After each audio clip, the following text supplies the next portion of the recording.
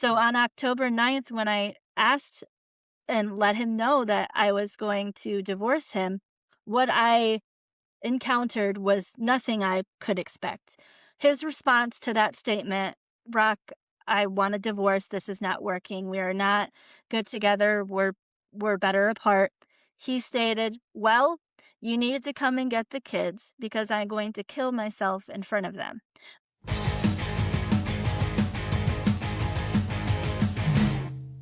Hey everybody, how you doing? Welcome back to the Another Nobody podcast with me, your favorite nobody, Travis Myers. Today we have with us Miss Hope Hooton, who is going to tell us just a tragic story of filicide. And for those who don't know, filicide is when a parent or guardian takes the life of their own child. And Hope is going to tell us a story of how her estranged husband sadly murdered both of her children before killing himself. It's a god-awful story. However, Hope has managed to not only pull herself together, but do some good.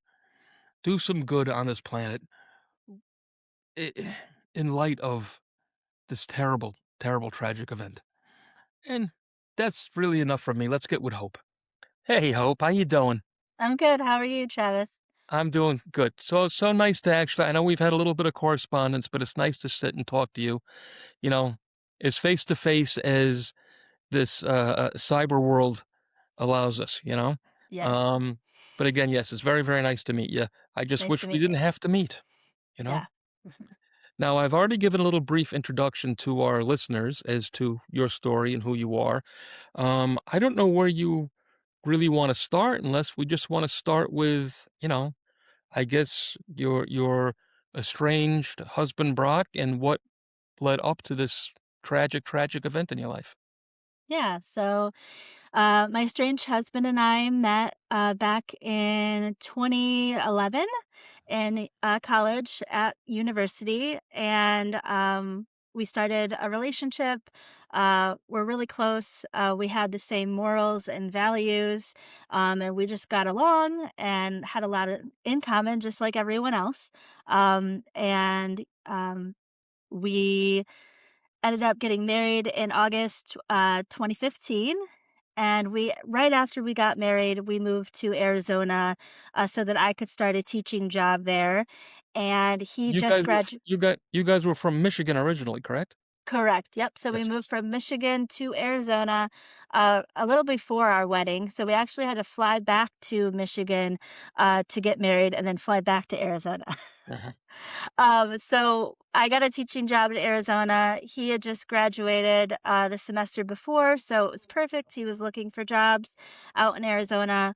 Got married. Everything was good, normal relationship. Now looking back, there were little things of manipulation and coercion back then, but minute things that I didn't pick up on.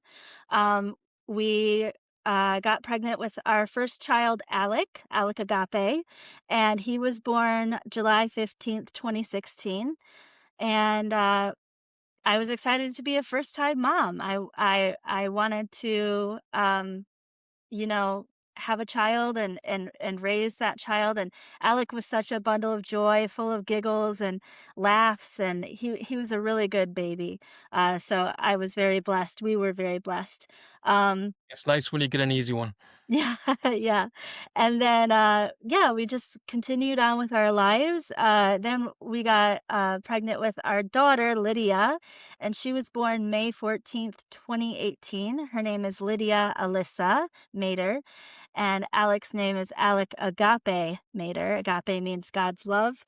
Um, and so, yeah, they were born, and after Lydia was born, I saw a shift in my estranged husband, and I don't use his first name anymore. I call him estranged husband.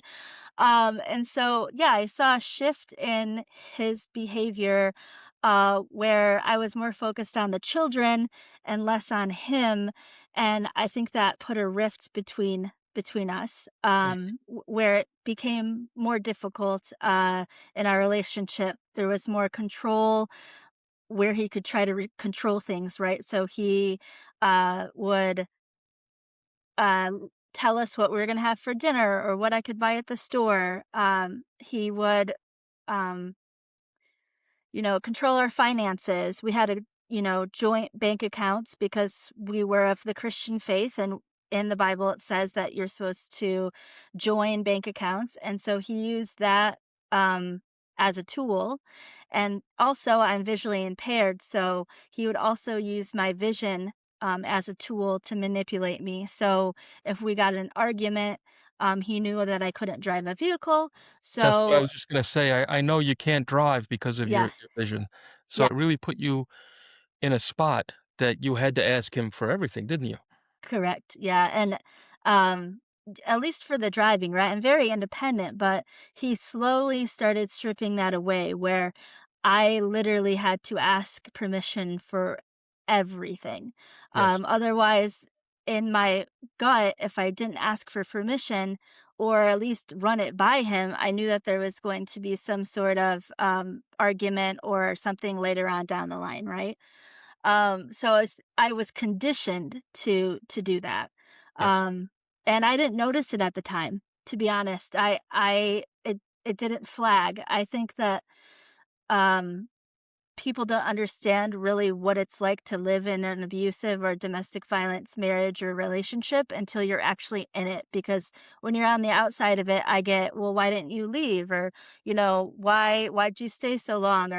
Or this or that. And it's very hard when you're in that environment to see the forest from the trees. Oh, absolutely. Quite often when you're in the mix of things, you don't see it. Like you say, it could be right in front of you, Mhm. and you have been conditioned over the last few years Yeah. where it is inch by inch. It's not an overnight thing because you wouldn't No. have put up with it. Mm-mm. You know, if this happened the first day, the second date wouldn't have happened, No. you know? No. So, It was very slow, very over time. Now knowing and being out of it, this long, I can see it for what it is. And I've researched abuse and domestic violence. And so I know what the abuse cycle is. And okay. so I'm in every facet of that pie chart. Every piece of the pie chart I've lived through for every facet of abuse. So when you think about domestic violence and abuse, a lot of people think that it's all at once or nothing, and that's not true. The abuser uses one tactic at a time, and then he switches his tactic or her tactic to keep that victim sucked into the relationship. Yes. Yes. Mhm. Now, I know, and I don't want to get ahead of ourselves here, Mm, but the question is, I know that the two of you did go to counseling together, but mm, my question prior to you going to counseling, I don't know if it was prior or after, but I know that uh, your husband Brock, I know you don't like to use his word, but for our listeners, and I won't say it again, Brock Mader is this man's name, mhm. okay? That You he can had say been, it's fine. I just he don't want to say it. I understand, and I'll respect that. Um, but he had been diagnosed as having bipolar disorder, correct? That was further on in the That was later. separation process. Uh-huh. Yeah, he didn't have any diagnosis when we were together. Okay. However, not diagnosed, but he certainly was suffering from it, Yeah, and there was thereby you were suffering from it also. yeah, there was now I look back and as you say that, there were mood swings, significant mood swings, where I would could wake up in the morning and he'd be fine, and then I could go take a shower for a half hour and I'd get out and it'd be like a completely different person. And that was kind of like made you have whiplash because you didn't know what person you were going to interact with. It was like walking on eggshells. Right. All right. And can Yeah. you walk us through a little bit of your experience then with therapy or couples therapy, Mhm. and how, I mean, it seemed to help at the time, but alas, did not help at all in the end, did it? Yeah. Our couples therapy was through our church. We did it a little bit, and we had pastors that sat with us. However, I came to realize, a few months into therapy, that it wasn't helping because he would use it against me. So it was never a like let's work on this together. Let's get out of this rut together. we both have a part to play. It was, okay, what is Hope doing wrong? Hope needs to change this. It was all about me and what I was doing wrong, and he was sitting over there, perfect, is the only way I can describe it. And um, unfortunately, because I was in the abusive domestic violence relationship I was in, I wasn't sharing the whole story with the pastors at the time because, Yes. again, like a domestic violence survivor, we often shield our abusers because in some part of our brain we want to protect them. And I know that sounds crazy, but No, that's it just doesn't at how it all. is. No, it doesn't at So, all. I completely understand it, and children do it with people do it with, abusive spouses, people protect their fathers and mothers who are abusive. Children do it all the time. They protect their parents because they still love them. mhm, You still had, you know, a piece of him in your heart, mhm, and, possibly even to this day, mhm, he may have a hold of you somehow. mhm. Um, I hate to say it, but I know quite often that is the case Yeah. because do you think part of this was geez, how can I say it without sounding crass? Was he truly suffering from a mental illness, or do you think he was, somewhat of an evil genius? If that makes sense to you, that he was able to control you, and I don't wanna use the word genius, but, was he, an evil person trying to control you, or was he just really sick in the head? I think he was sick, but when you really dig down deep and you think about abusers, somebody that's willing to abuse their child or their parent or their spouse, they're not right in the head anyways, right? Correct. So Yeah. like so it's like it's like apples and oranges. You could say, "Oh, he was just an abuser," but an abuser is sick in the head as well, just like somebody with diagnosed mental illness. And to be honest, I didn't even know that he had this mental health issue until he was diagnosed further on, which we're going to get to. But I was like under the impression that, yeah, he was just an abuser. He was just, somebody that wanted to hurt me in every way possible. And so it wasn't until later on where he was diagnosed where I was like, okay, so there's something deeper here because it wasn't just the diagnosis, and we'll get into this, but it wasn't just that, it was actual, um, psychiatry notes and such that were discussed when he was in the facility that he couldn't have faked. There's no way. There had to have been something else. Right. Okay. And again, this kinda grew as your relationship grew, 'cause you Yeah. guys were together for what, 9 years? We were together, I think 13 years, married for Okay. 9. Together 13, married for 9. And how old was he by the time he really started getting bad? I would say 32, 32. Because quite 30, often 31, 32. I know there is a bit of a pattern with these things where people don't start showing, until they're about 25, 26 in that neighborhood. And then I don't I'm sorry, go ahead. That makes sense, and, I've researched mental illness, and it's like a pendulum, right? So when I was seeing those mood swings and stuff, the pendulum was a little off kilter, but as he went more and more without any sort of, treatment or diagnosis or anything, the pendulum kind of went way out of whack, so. Okay, so when did you start seeking help, and when did they decide that he was indeed bipolar? So that kind of starts with the separation portion of the story. So we separated, it was October 9th, 2023. I had enough with being in the marriage. I knew that my whole faith is really important to me. So I knew that God didn't want me to live like this. Kind of the catalyst for the separation was because of my mom passed away in November of 2021 from a car accident. My dad died 7 or 8 months later in July 2022 from Yeah. kidney failure, and because of that, his control became unbearable. And also, the caveat to that is because they died at such a young age, my mom was 63, my dad was 64, I knew that I didn't wanna live like this for the rest of my life. I didn't wanna be in this marriage because, like I stated, we had been married a long time up until that point and tried to go to counseling. You know, we went through cycles of being okay and then not being okay, and I knew that there was nothing I could do to change him. He wasn't going to change. So Mhm. I needed to do what I needed to do for the protection of myself and for the children, for Alec and Lydia, and I needed to separate from him. So Right. on October 9th, when I asked and let him know that I was going to divorce him, what I encountered was nothing I could expect. His response to that statement, "Brock, I want a divorce. This is not working. We are not good together. We're better apart." He stated, "Well, you need to come and get the kids because I'm going to kill myself in front of them." Mind you, he was home with the kids. I had left the house to go for a walk because we were arguing before that, and I wanted to de escalate the situation. So I went around the block for a walk and he was home with the kids. So when I told him that I wanted a divorce, it was over the phone when I was walking. And then he said that. So that was very scary because before that, there was no instance of self harm or Yeah. suicidal ideation. Ah, that's tough. That's tough. It Yeah. really is.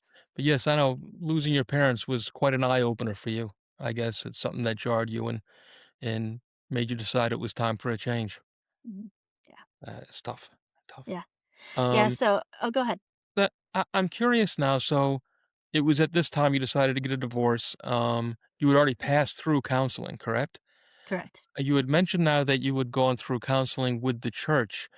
Now, do you think, or would it have been, I'm gonna assume, I certainly don't wanna be out of line here now, but did the pastors or priests or whatever your church calls them, um, were they men and were they more aligned? Do you think that the clergy possibly failed you in this and maybe better therapy may have been better?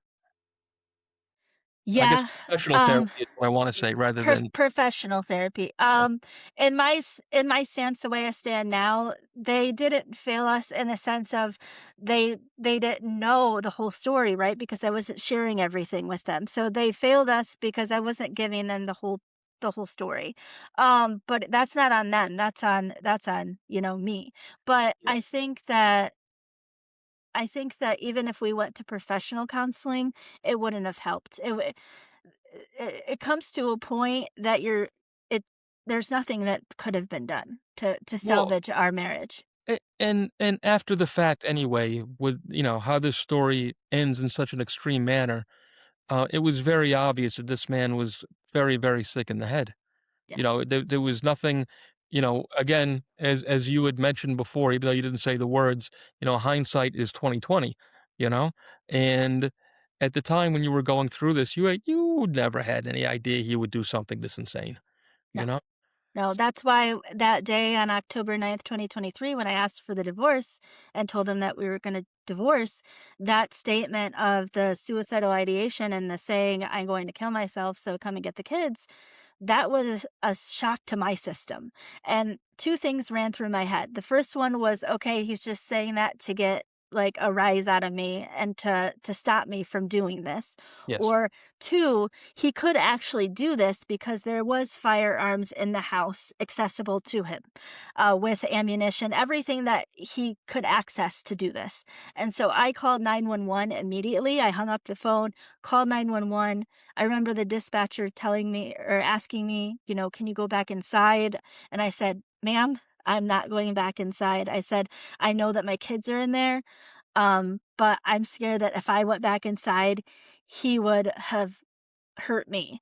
And because in my head at this point, he hadn't hurt the kids physically. And so I wasn't worried at this time for their safety. I was more worried if I went back into that house, he would have hurt me. Yes, well, now he had a record of abusing you. Had he ever Correct. physically abused the children? Not physically, they were emotionally and psychologically abused, though, but Okay. again, hindsight is 20/20. I didn't recognize those factors until, you know, several months out from the incident that happened. So, Yes, yes. So are we're pretty much now it's time for the day of, yes? yeah. Yeah, so I kind of will preface this, with a little bit more of a backstory so your audience can understand. Oh, please, So yes. after we separated on October 9th, the kids and I went back to Michigan to visit family just for a few days. It was their fall break, so I took them back to Michigan to visit family. When I was in Michigan, I had filed for a protection order against him that he was served while I was in Michigan visiting family. So in the protection order, it stated that he needed to vacate the home, that I would have access to the marital residence, is what they call it, and then he would have to find another place to live, and that he also would give up his guns, right? Because I put in there that he had firearms, and because of the suicide ideation, I wanted those to be taken away. So that those were taken away from him, I'm assuming. And then he vacated the home. So then when I got back to Arizona, it was only a few days. When I came back, I put the kids back in school. This would have been October 16th, 2023. Um, Later that day, Brock started calling me with voicemails that didn't sound like him. He was very labored with his speech, meaning it was almost like, you know, I don't know. It was almost like he couldn't make a complete sentence without trying really, really hard. Mhm. And he was talking about biblical things that we didn't believe in, how we didn't have a covenant marriage, how my church was the church of Satan, which was not true, or our church was the church of Satan.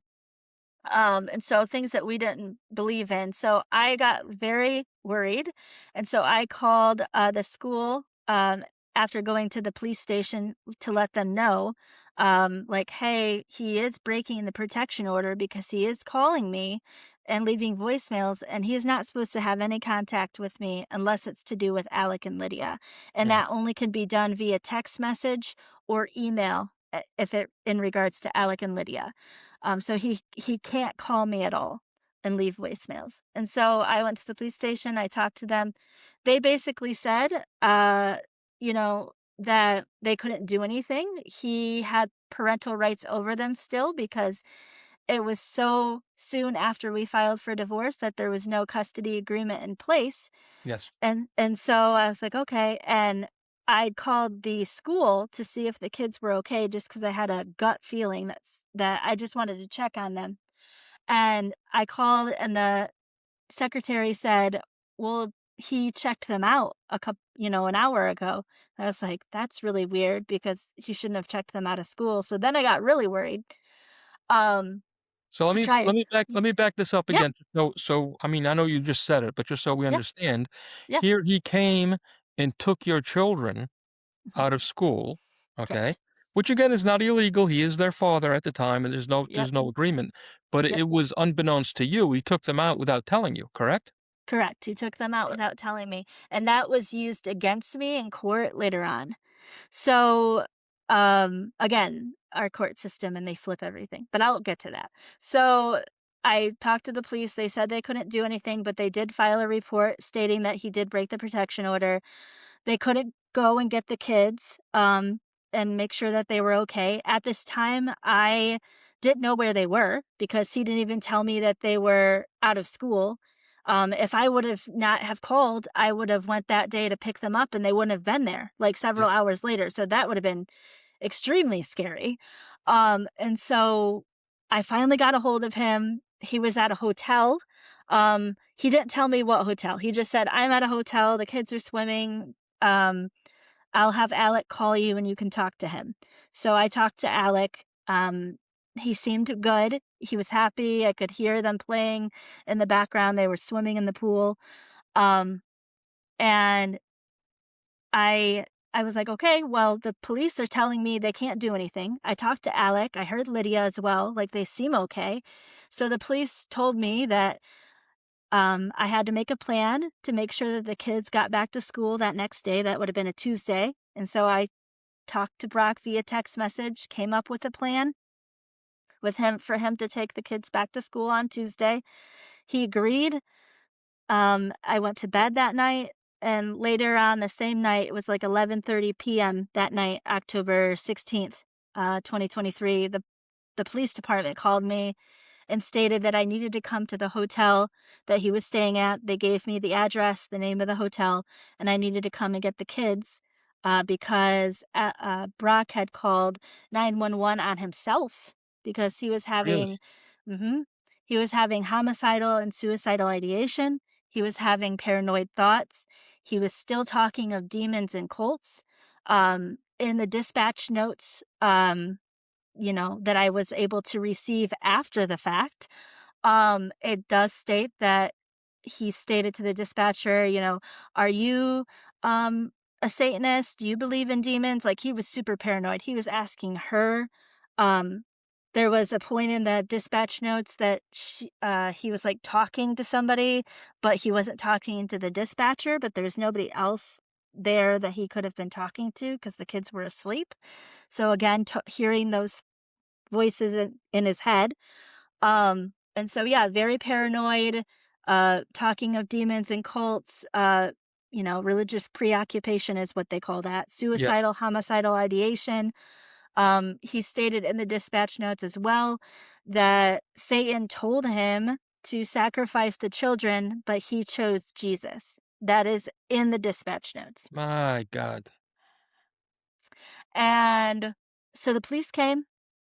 They um talked to him and convinced, I don't know if what they said, I wasn't there, but they convinced him to go to a facility to get psychiatric help because at that point he was in severe psychosis with mania. He was experiencing what is called in the mental health field as severe mania. So yeah, he went. I came and picked up the kids. They were asleep. They didn't see any of this, but Oh, they were thank in the God for same that. Yeah. but they were in the same room. Mhm. Um, it's a hotel room. It's so it's one room. Um, and so, yeah, I got them and brought them back home, and I called my attorney, like, immediately, that next morning, at, like, 8 a.m. and told him what happened, and we got an emergency order of protection, which means that the kids, were under my supervision, fully, until we could have an emergency temporary orders hearing, um, and that was granted by the judge. So at this point, I was like, okay, the severe event is going on. The judge granted the emergency temporary order, so he understands that this situation is serious. Brock is in a psychiatric facility. Um, Back then, in real time, I was thinking, okay, he'll be in there for 72 hours. They'll put him in for a 72-hour hold, and then he'll be released. He was in there for 9 days, Travis. 9 9 days. days.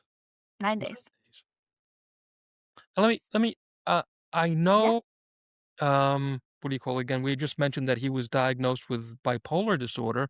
Was correct. he later or ever diagnosed with any sort of schizophrenia? Or, I'm sorry, go ahead. You look like Yeah, you not yet, because I kind of dove into this after the fact, but with my own, therapist that's a psychiatrist that helped me with therapy when everything happened. With a schizophrenia diagnosis, they need more data points over a longer period of time, alright. and that was not at this point, there was not enough data points to diagnose with schizophrenia. Okay, now was there ever too, and this is obviously I'm curious, but I know our listeners will probably wanna know, did you ever know him to, have any sort of drug use whatsoever?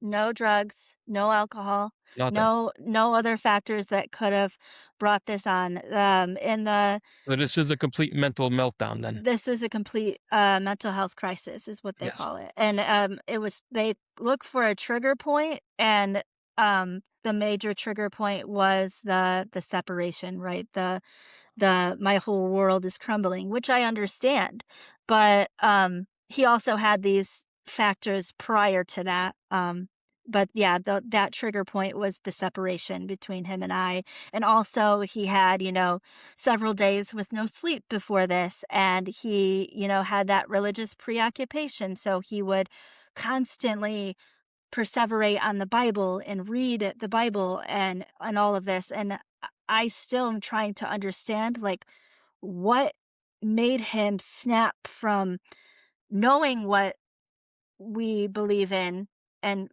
what he truly believed in. He was baptized, all the things, to this whole different caveat of, Satan and cults and demons, because that's nothing that he talked about prior. Yes. So he did, like I say, he had a mental meltdown. He broke. Something He snapped. broke. He broke. Yeah. So, yeah, so we had the, temporary orders. He was in the facility for 9 days. I call it a facility because it wasn't a hospital. It was a facility that people go into to get support with, mental illness, drug addiction, all of that kinda stuff. Mhm.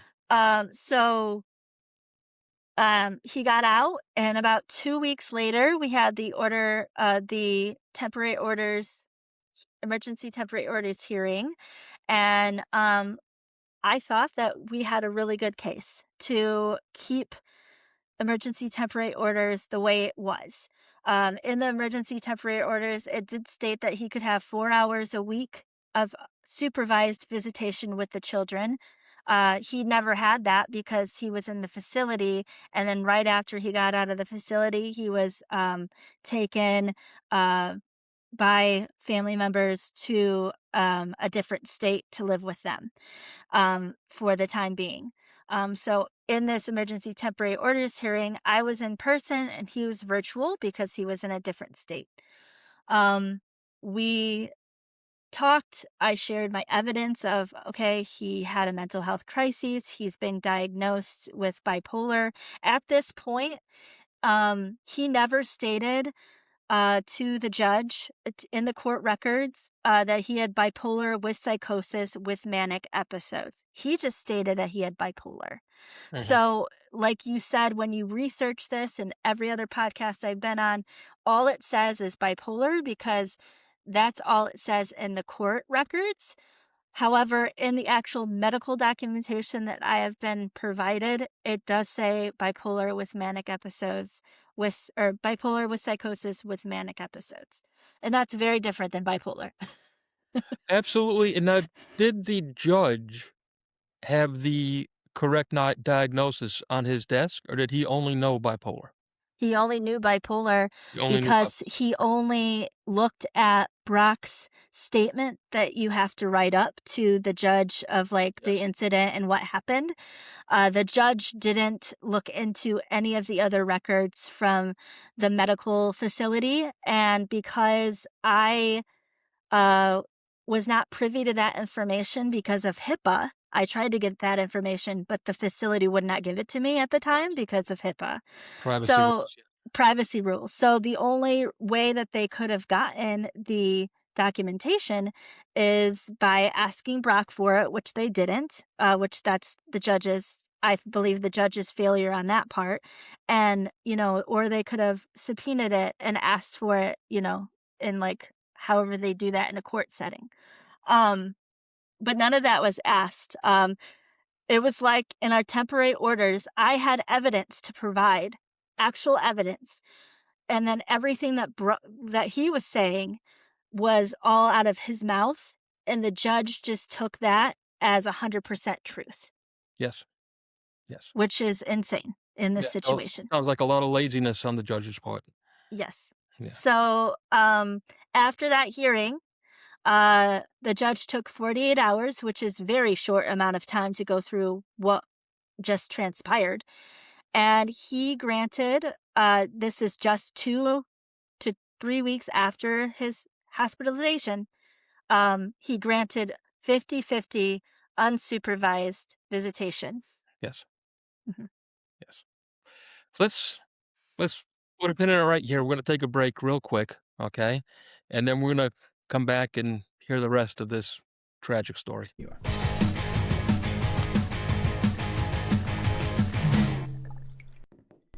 Hey, how you doing? It's me again, another nobody, Travis Myers. And today we're going to talk whiskey. I know most of you think of me as an all-American patriotic type guy, and you are right. But when it comes to whiskey and drinking whiskey, which I do, I always go for the Irish stuff. And my choice when it comes to the Irish stuff is Powers Irish Whiskey. Established back in 1791, it's a triple distilled, oak aged whiskey. Powers is simply magic. It also happens to be the #1 selling whiskey in Ireland, which has got to say something, because if it's good enough for the Irish, it's good enough for you. So the next time you raise a glass, fill it with Powers, and think of me, another nobody, Travis Myers.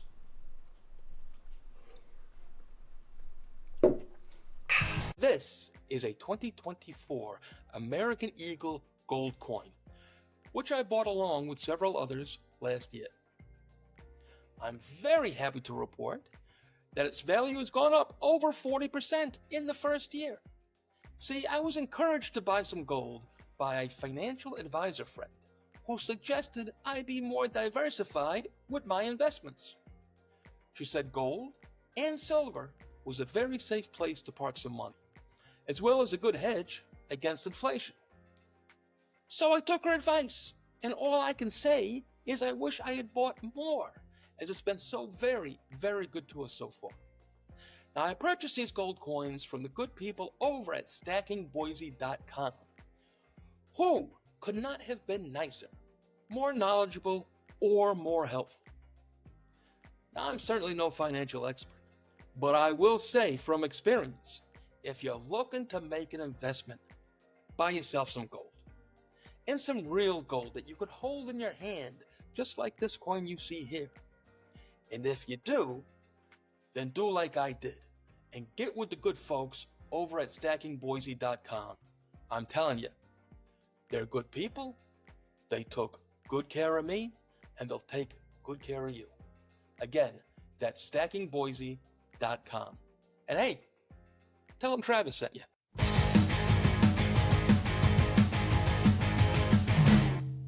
All right, everybody, welcome back. And we're here now, again, with my new friend, Hope Hooton, and hearing it's just such a tragic, tragic tale. So we left off with we just came back from court, and the judge gave you joint custody with your estranged husband. Yeah. Yep. Do you want to pick it up from there? Yeah. So he granted unsupervised 50-50 custody. So I had to follow those orders. And so we started to co-parent. Everything was going well. It started to go just everything was going well. Co-parenting, Alec and Lydia understood which house they were going to go to on which days, what to bring from my house to his house and his house to my house. Everything was going well.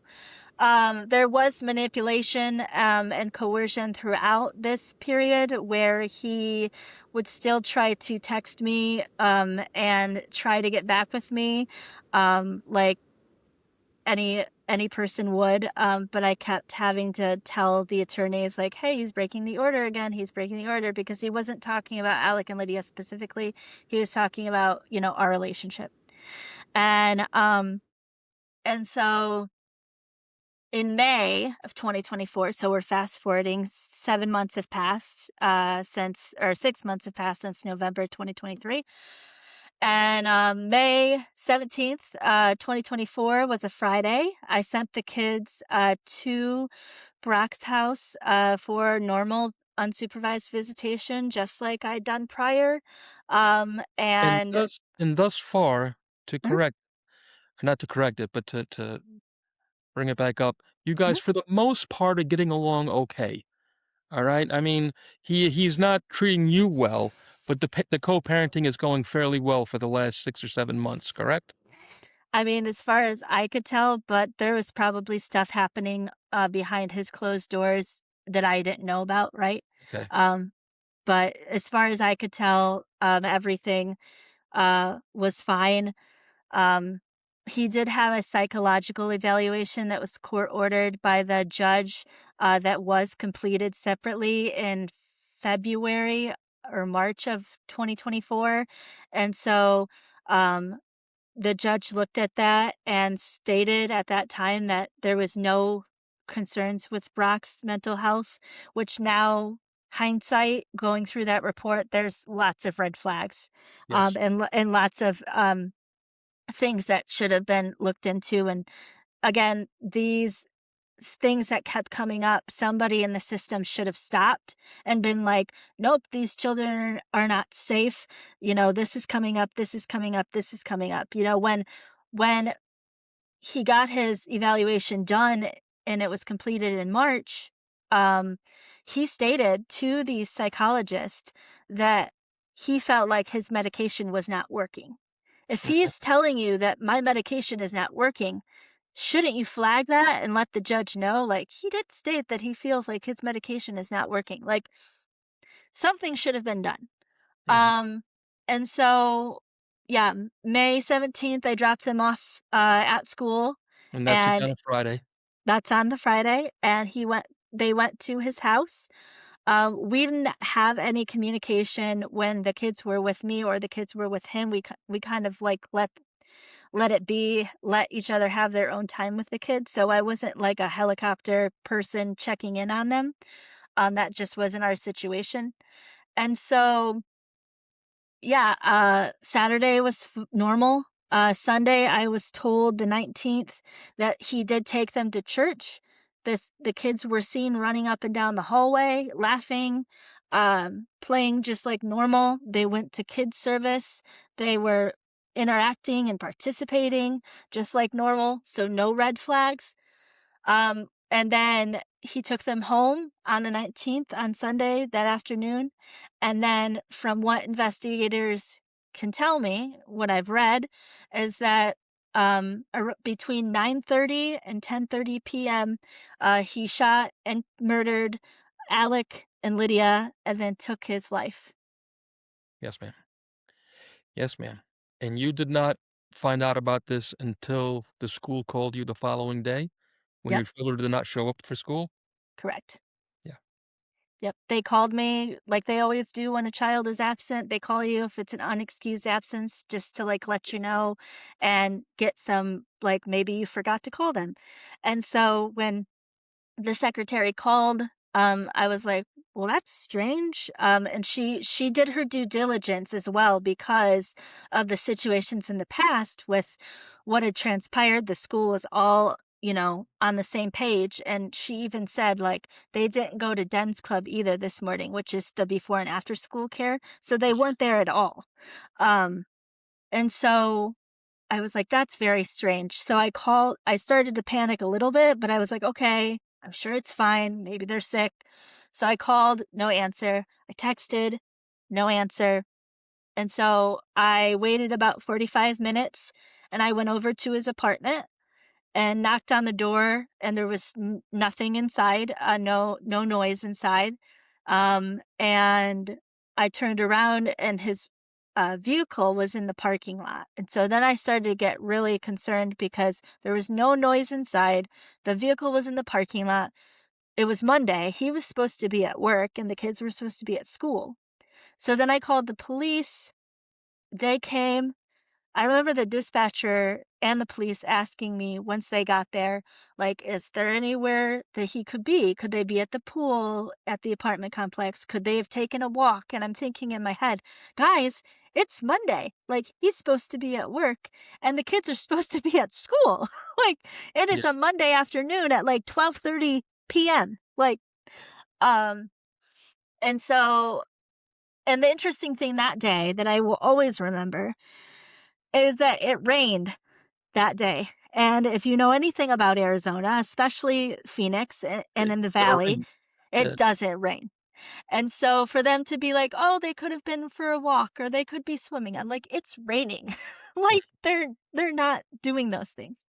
So, yeah, it was a lot of talking to police officers, and you've been in that field so you understand they have to do their due diligence, Oh, absolutely. Absolutely. but No, I you can't you if don't just take a door, you gotta ask a lot of questions first. But it did feel like, as a person not being a police officer and being on that opposite side of that, it did feel like, with all those questions, I know that they're gathering information, but it felt like they didn't believe me, that It I was was like, terrible. "Something's wrong." Well, to be honest with you, honey, we never believe anybody because we have to find the truth, you know? And it's a miserable, miserable place for anybody to be. And I know, I mean, God, this is just gonna be the worst day of your life, and here you have seemingly ridiculously petty questions being asked of you repeatedly, and all you wanna do is get that door open, don't you? Yeah. Yep.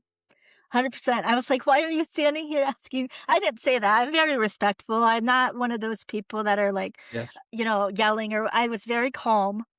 In situations like this, I don't know why, but I'm very calm with any type of high stress situation.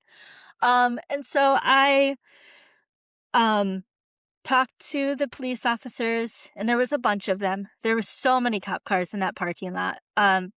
It's an apartment building with lots of buildings, and so then we have people standing on their balconies, like, looking at what's going on, and so it's a lot. Finally, one of the police officers, a different police officer, walked over to me and was talking to me and stated, "Hi, Hope. Do you remember who I am? I'm police officer, blah, blah, blah." And he was like, "I was at the incident in October in 2023, and that wasn't a normal situation. And this is not a normal situation now. And so I'm going to ask my police sergeant if we can go ahead and go inside for everybody's safety involved. Are you okay with that?" And I said, "Yes." And he said, "Okay, I need you guys to move down the parking lot, like several spaces away from the door, because they obviously had to go in and they didn't want us to see whatever there might have been." And Well, so, or God forbid there's any kind of gunplay, you correct. never know. You never know. They didn't know what they were going to walk into, Exactly. right? And at this point, they'd already, knocked on the door several times. They knocked on the windows that they could have access to. They called his cell phone and they could hear it ringing from inside. And so I gave them permission. They had the maintenance uh, guy come and unlock the door for them. That's one thing that in the story that people were like, "Oh, they like forced entry." I'm like, "No, they didn't." The maintenance guy came and unlocked the door. Um, so the maintenance guy came and unlocked the door. They went inside, um, and they didn't come out for a really long time. I don't think it was. I say it like that, but it felt like a really long time. Well, Like, for you, it was an eternity. I know. yeah, yeah. I So know. they You poor they dear. they came out. Well, first I knew when they went inside, and, like, it was 2 of them at first, and then, like, one went in, and then another one, and then another one. Then I was like, "Okay." Then in my soul, in my gut, I knew they were dead. Like, even before they told me, I knew that, like, Sure. either they were severely injured or they were dead. Um, because you don't just keep having police officers go into this tiny apartment, you know? Um, and so they came out, 2 police officers came out, came over to me, and I remember they stood in front of me. Sorry, this is hard. They stood in front Take of your time. me, You take your time, dear. and, they said, "We're sorry to inform you, but all 3 are deceased inside." And I don't even know what happened. I remember stepping forward, like, not like I'm gonna hurt them, but, like, stepping forward and, like, yelling, "No," and Yes. then, like, sitting back down on the curb. And the police officers were like, "I'm so sorry." And the other thing I can remember is the 2 police officers told me, but then when I said no and I stepped forward and then I went to go sit back down on the curb, I put my head down and then I looked up again maybe 30 seconds to a minute later, and there was a whole semicircle of police officers surrounding me. Like, so it went from 2 to, like, 10. Um, and I think that was just because they were worried about what I was gonna do, if I was gonna run, if I was whatever. So they were there to support me.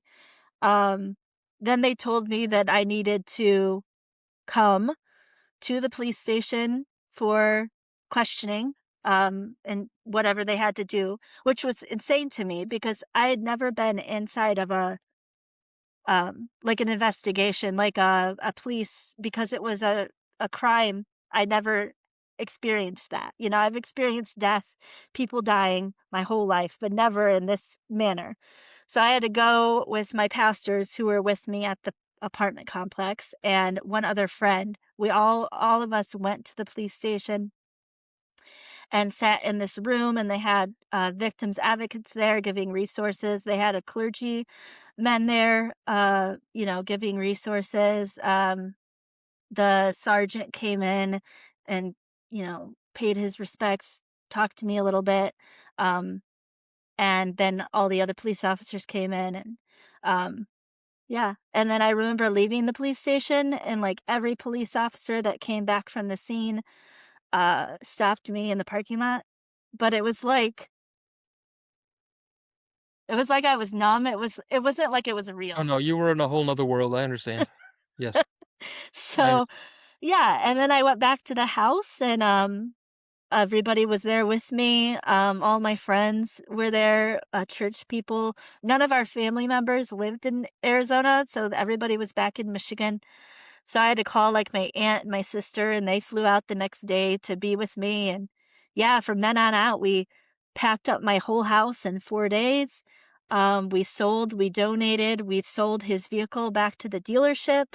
Um, there were so many things that happened so quickly that I believe, again, my faith, that God was watching over us and letting all these doors open so that all of these tasks could get done quickly.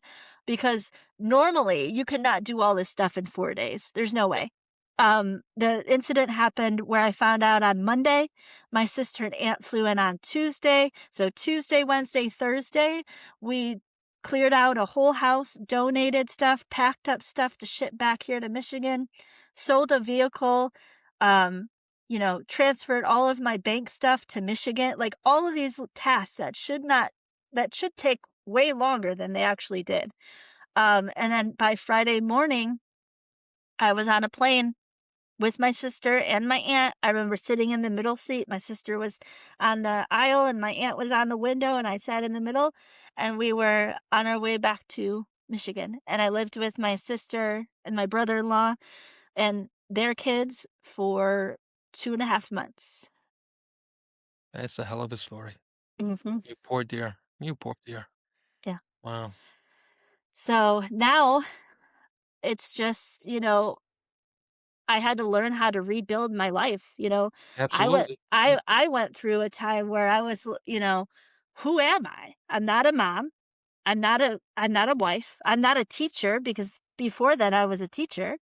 And I couldn't go back into the classroom. There's no way. Yeah. And so I had to completely and I'm still completely revamping who I am as a person. I'm still trying to find who that Well, is. it hasn't even been 2 years for you yet, has it? No, it's 20 months today. Jesus. Yeah. Yeah. So from this tragedy though, I have made it my purpose and my passion to raise awareness of filicide, which is the murdering of a child by a parent or a caregiver. And I have a podcast, Voices Against Filicide. Um, I had the opportunity, and I'm so blessed that I have gotten to speak at so many different places around the country. And this year in 2026, I'll speak at more. And then I'm also releasing my own short memoir in March. It's called There's Still Hope, a journey of adversity, tragedy, and unshakable faith. You're an incredibly strong woman, Hope. I Thank tell you. you that right now.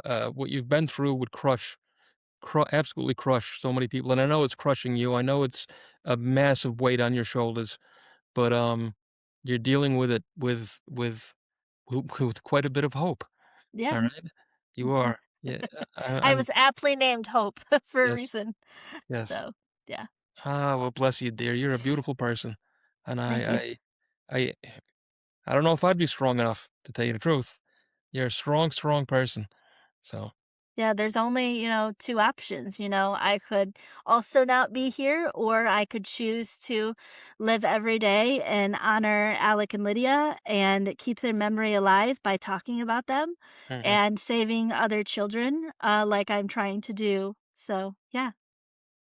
So tell us a little bit more about that now. You have a podcast, again, you just mentioned it, Voices Against Filicide, Yeah. alright?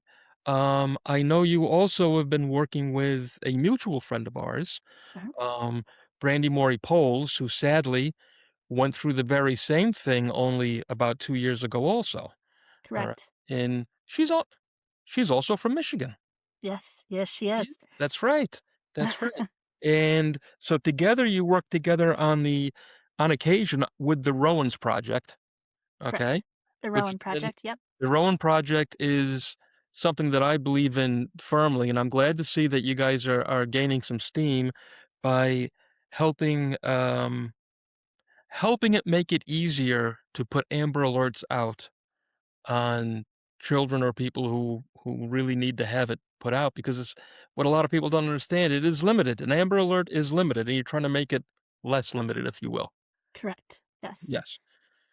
Also, you have something going on with the uh now what is it going to be called now? The Alec and Lydia Co Alec and Lydia Act. So just like the Alec and Rowan Lydia Act. Thank Yep, you. so just like the Rowan Act, it's gonna be called the Alec and Lydia Act, and this is legislation that we are putting in, and it's going to be in honor of my children who died of filicide, and this, legislation is going to consist of mental health crises. So, if an individual who has experienced a severe mental health crisis and is going through a family court dispute or a divorce that involves children, and there's been any sort of risk factors, is what we call them, that could jeopardize the child's safety and well being, the judge has to stop immediately and look at those risk factors. Those risk factors can be suicidal ideation, homicidal ideation, uh, domestic violence history, coercive control history. It can be, um, let's see, I just blinked, sorry. That's all right.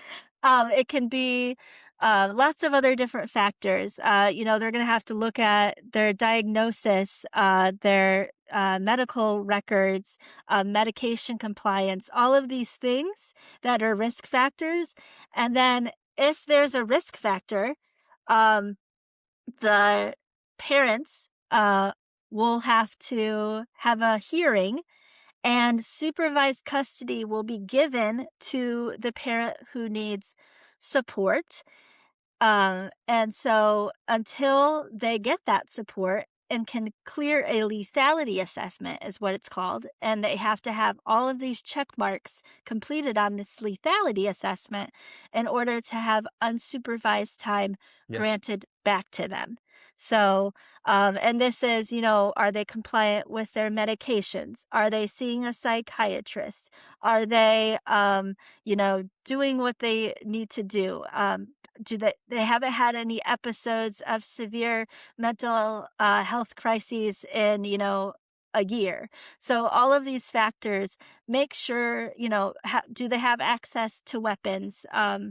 So all of these factors are important because if these things were in place when my children were in the family court system, they would still be alive. So Yes. we took this bill and we wrote this bill. I wrote this bill with 2 other people, and, we took it from my experience.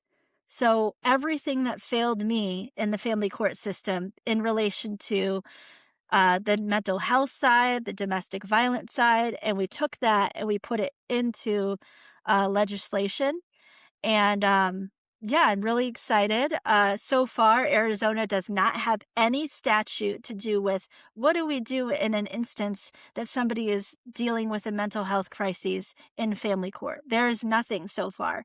So I think we have a really good chance of passing this and saving children and helping people who have mental health crises, you know, get unsupervised time with their children when they are healthy.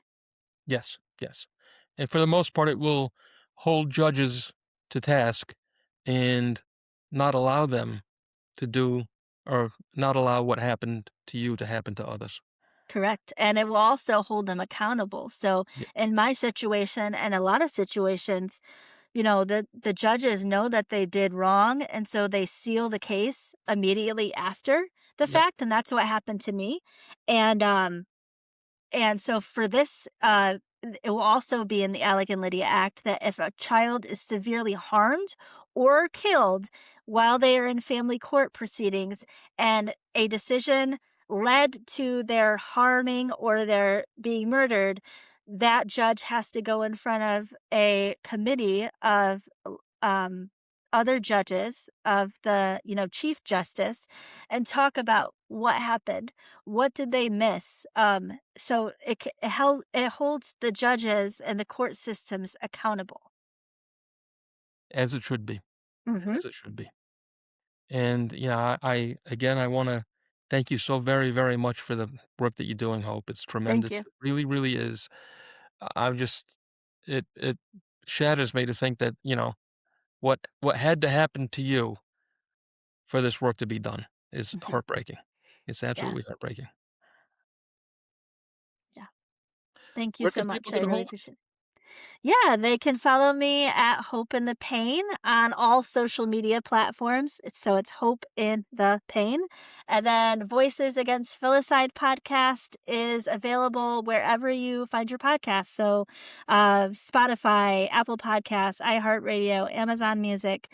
And we would really appreciate you listening. Season 2 is out now, and we are so excited to have everybody listen. Season 2 is so educational. It gives you real life examples of how you can help, what you can look for so that you can spot filicide before it happens. Because in our research that Brandy and I have done with the Rowan Project and with Voices Against Filicide, and with other individuals in this field is there's always red flags. There's always risk factors that come Always, before a filicide crime. So always. we just have to make sure that people are aware of those and Mhm. pay attention. All right. Well, thanks again, dear. I don't know where else I can go from here except say thank you. You know, Thank you. you've been a tremendous guest. I really, really love and respect the work that you're doing. Thank you. And again, along with Brandy, who's I know. Oh God, it's just such heartbreaking stuff. It really is. So Yeah. But we're working together and we're going to make change, not just in our own individual states, but we're planning to make both the Rowan Act and the Alec and Lydia Act federal laws, just like they have the Cadence law right now as a yeah. federal law in 10 Mhm. different states. That's the same thing that we're doing with the Rowan Act and the Alec and Lydia Act. Well, I know the Rowan Act passed in Michigan. I It's passed the House. It still has to go through the Senate. Oh, okay, so it hasn't passed yet in Michigan, okay, but it still Not has to go yet. through the Senate, but it will. I have It faith that will. it will. It will. And Yes. it's already got interest in both Arizona and Tennessee, correct? Correct. Very good. Well, good luck with it all, dear, and thank Thank you so you. much for the work you're doing. Thank you so much. Okay, until next time, all the best. Yep. Bye. All right, there you have it. What a sad, terrible, tragic story. Now I know we mentioned, Brandy Morey Poles in this several times. You can listen to her story. It is episode 41, okay? Um I mean, I don't know what to say after a show like this. It is just such awful, heartbreaking stuff. So I think I'm going to leave it at that. Thank you, Hope, for coming on, and sharing with us. And please, anybody, if you ever have concerns about these sorts of things happening, let the authorities know. All right. And on that note, until next time, my friends, please do the right thing. Hit the like button. Hit the subscribe button. The subscribe button is very, very important. Be sure to hit the subscribe button. That helps us out a lot. And until next time, Until next time, all the best, my friends.